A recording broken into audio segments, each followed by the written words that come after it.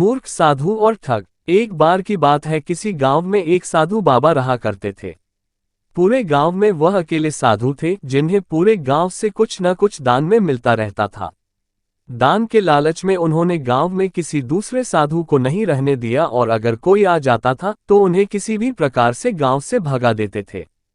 इस प्रकार उनके पास बहुत सारा धन इकट्ठा हो गया था। वहीं एक ठग की नज़र कई दिनों से साधु बाबा के धन पर थी। वह किसी भी प्रकार से उस धन को हड़पना चाहता था। उसने योजना बनाई और एक विद्यार्थी का रूप बनाकर साधु के पास पहुंच गया। उसने साधु से अपना शिष्य बनाने का आग्रह किया।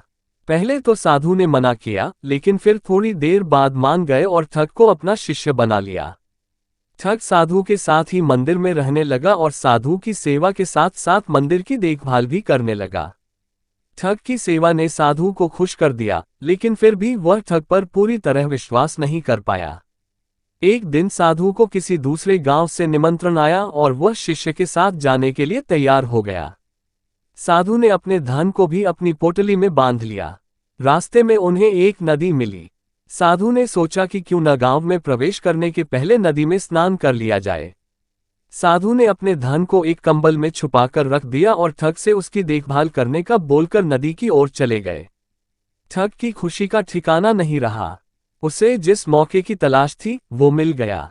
जैसे ही साधु ने नदी में डुबकी लगाई, ठग सारा सामान लेकर भाग खड़ा हुआ। जैसे ही साधु वापस आया, उसे न तो शिष्य मिला और न ही अपना सामान। साधु ने ये सब देखकर अपना सिर पकड़ लिया। शिक्षा कभी भी लालच नहीं करना चाहिए और न ही किसी की चिकनी चुपड़ी बातों पर विश्वास करना चाहिए।